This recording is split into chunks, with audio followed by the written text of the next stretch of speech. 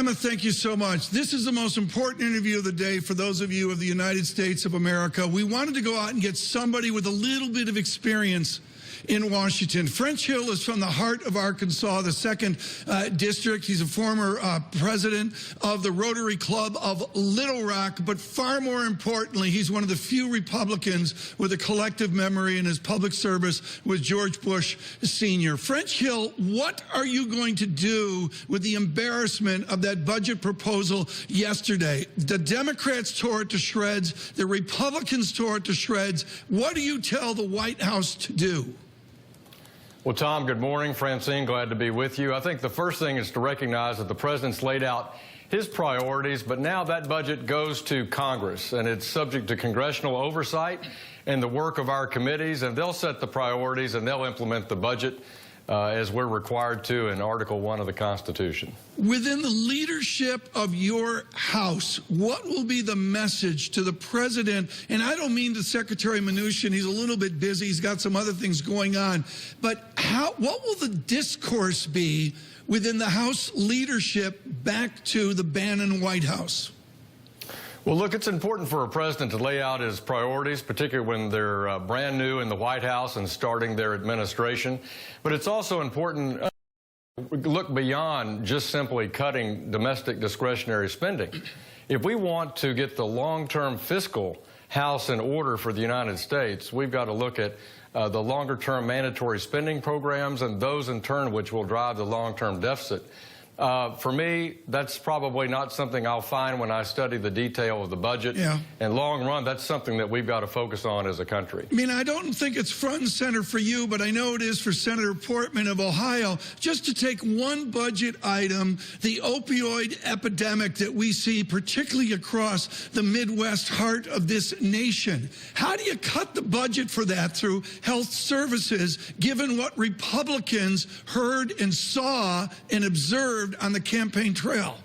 Right. Not only do we see it on the campaign trail, but all of us have seen it in our districts with the daily work that we do for our constituents, and that we've seen the horrific deaths in the New England area and the Appalachian area. So Senator Portman's right to be concerned about that. And that's why this budget will come to the Congress and be dispatched by the Congress and be customized, which what we think the real priorities of the country are vis-a-vis domestic spending. All right, Representative, what kind of budget would you put in place that would actually keep the people that have been hurting the most in the U.S. happy?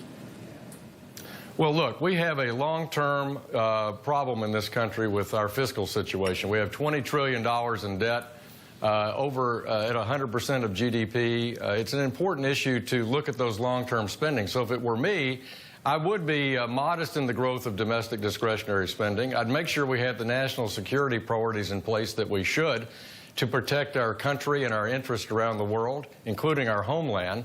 But I would look at long-term structural reforms in our mandatory spending programs in the out years to lower that slope of the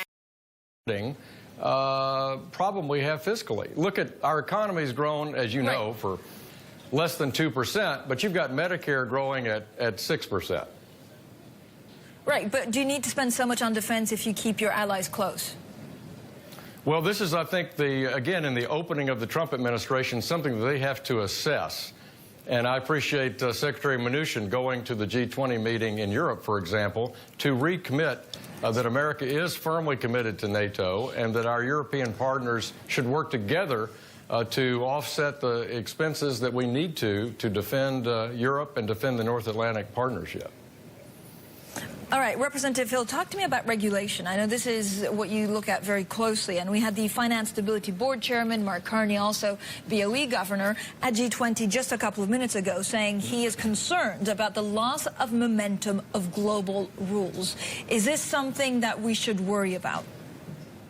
Well, I think after 6 years of Dodd-Frank and a decade after the crisis has begun, it's important to reassess where we are on the effort to regulate our global financial institutions. I think in Europe, you've seen in England and in France an interest in taking a pause and reassessing what's been put in place since the financial crisis.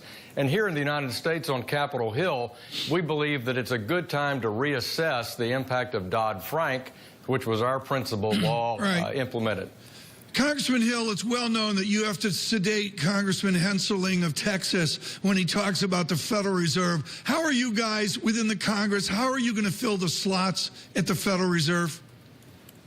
Well, we're waiting for Mr. Trump to make his nominations at the Fed and have them presented to the Senate. Yesterday, we had a hearing on sound monetary policy in the House Financial Services Committee, focused on how do we unwind this unprecedentedly large Fed balance sheet, and that's really been the focus of the Congress early in these months of the year. One final question on a Friday as we try to get into the weekend with the news flow. You are ninth generation Arkansas. As I mentioned before, you served with George Herbert Walker Bush. How do we get the grace back, Congressman? How are we going to get the grace back in Washington? Well, I always start out with one of my favorite quotes from President Kennedy in his first inaugural, which was that civility is not a sign of weakness. And I think people on both sides of the aisle need to remember that as they go about their debates on behalf of the American people and the direction of this country. Very good. Congressman, thank you so much. He's from the Thanks, Tom. 2nd District of Arkansas, French Hill.